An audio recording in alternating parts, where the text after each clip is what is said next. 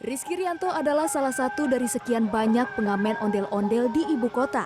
Setiap hari ia berjalan kaki puluhan kilometer berkeliling kawasan Blok M, Pengadegan, dan Kalibata, Jakarta Selatan. Dengan membawa boneka raksasa seberat 10 kg, Rizky dibantu anaknya Dude yang masih kelas 5 SD. Keduanya mulai berkeliling pada pukul 2 siang hingga 11 malam untuk meraih penghasilan 300 hingga 500 ribu rupiah. Impitan ekonomilah yang membuat mereka turun ke jalan.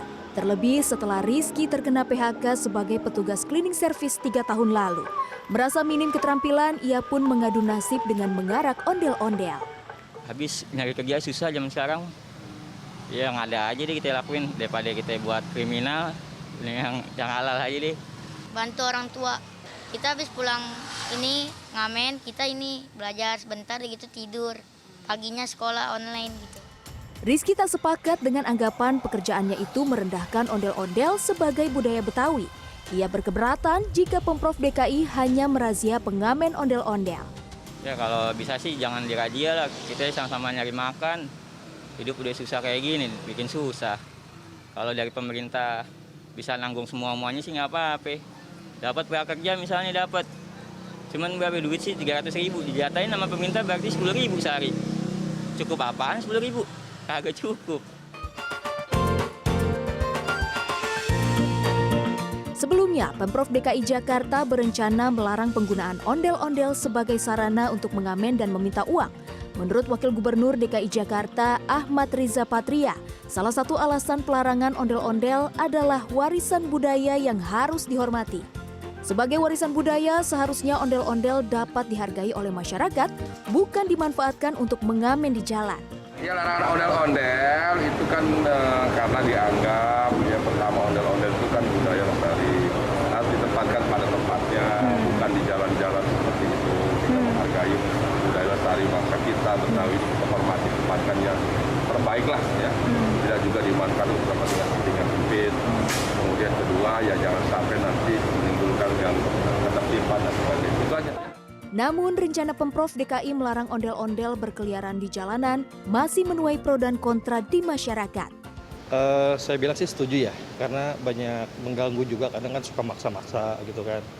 Terus mintanya kadang agak kasar juga, terus ganggu ketertiban juga sih kalau menurut saya. Harusnya kalau misalkan ondel-ondel dikasih spot gitu loh Pak, dikasih satu tempat yang memang khusus orang-orang bisa ngelakuin ondel di sini gitu loh. Nggak setuju, karena itu kan udah tradisi Jakarta gitu ya kan. Yang penting jangan ngeganggu aja kayak gitu sih. Ya yang penting jangan kayak ngeganggu kayak gitu, yang penting kayak gitu aja sih. Ada setujunya juga sih, karena biasanya mungkin mereka menempatkan seni di tempat yang dengan tujuan yang kurang pas ya. Mungkin untuk solusinya Pemprov DKI bisa mengadakan fasilitas atau apresiasi yang lebih kepada ondel-ondel, supaya mereka nggak bertebaran di jalan. Dari saya nggak setuju ya, karena kan ondel-ondel itu budaya Jakarta ya. Jadi menurut saya sih kurang setuju ya kalau misalnya itu, karena kan kita melestarikan budaya Jakarta. Harusnya ada platform sendiri sih buat ondel-ondel sendiri atau buat pengamennya gitu.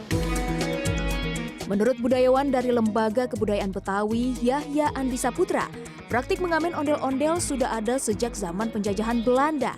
Sepasang ondel-ondel dianggap sebagai simbol equilibrium dan biasanya diiringi musik langsung, diarak dengan pakaian rapi. Namun pengamen ondel-ondel saat ini dinilai keluar dari pakem. Nah, yang sekarang kita bisa lihat sendiri. Sampai jam 10, jam 11 malam mereka masih keliling.